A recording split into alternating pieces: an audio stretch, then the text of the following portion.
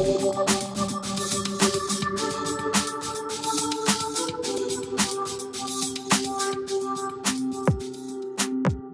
two pieces I see to the argument that we can't put a value on nature, or we shouldn't put a value on nature. And the first is not a problem, and the second is potentially a problem. So the first one that's not a problem is people who don't understand the underlying economics of natural resources. Most ecosystem services are both non-excludable and non-rival, which means that if I own 100 hectares of forests, and I sell carbon credits to it, I can't put up a wall and keep my neighbors from using the benefits of carbon sequestration and, say, clean water and clean air that are provided by my forest. That's a way that many ecosystem services are non-rival and non-excludable. We can't put up fences and keep our neighbors from using those public benefits.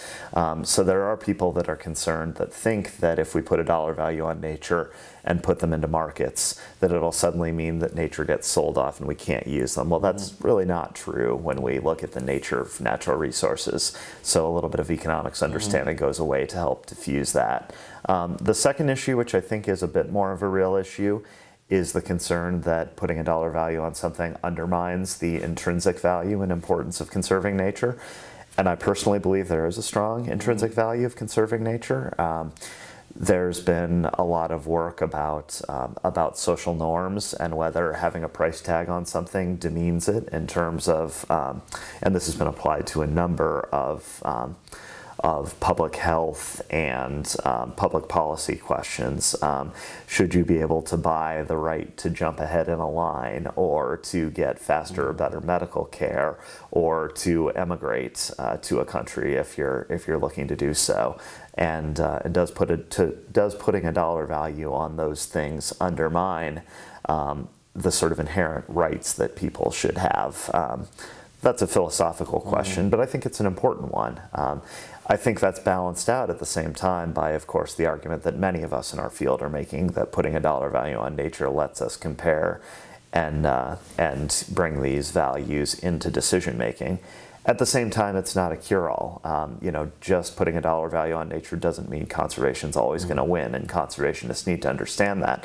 There are cases where ecosystem service values can decline. There are cases where the opportunity cost of conserving nature, the value of extractive resource use, real estate development, et cetera, is going to be so high that that even when we make a good economic argument for conservation, it's not going to carry the day.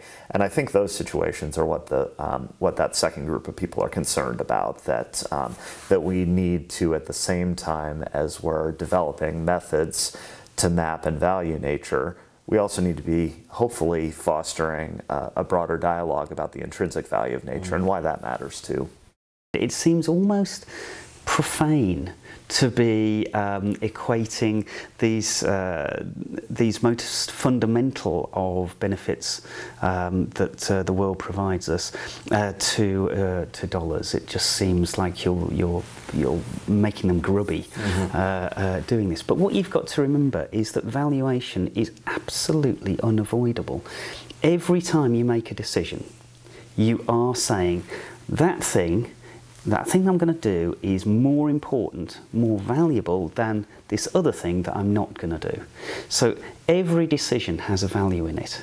It just depends whether you want to be explicit about that, the fact that you have made a choice, you've decided to plant a forest rather than build another hospital, or just pretend that didn't happen and just allow the valuation to come out implicitly. You can't avoid the fact that there always is a valuation every time you make a decision. Should you leave it implicit? Never really investigate it? Maybe it was a good trade-off, maybe it wasn't. Or should you actually try and make it explicit? I think the latter, because I think we're not spending enough on the natural environment and in securing the benefits that it provides into the future, because we're not making the values explicit. So I think most of the people would agree that it's useful to put a value on nature. The problem is putting a dollar value.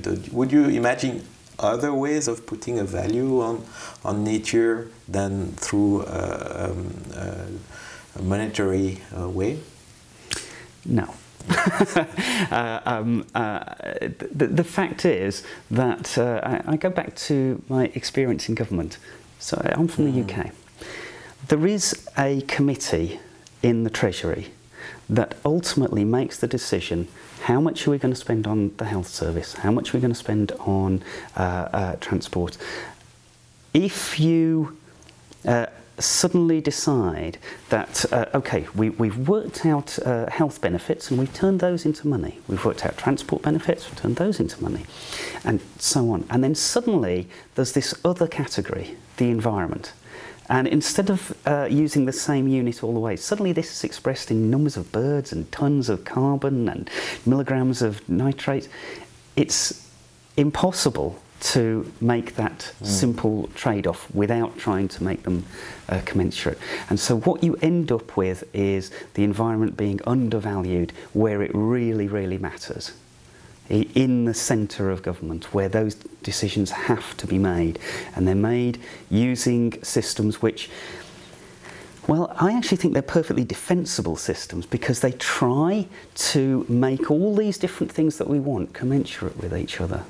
They try and say, we know society wants schools, we know it needs roads, we know it wants a health service, it wants a policing service, all these sort of things. We have an idea that it wants a healthy environment as well, but we just don't know how to understand the benefits that are provided by that.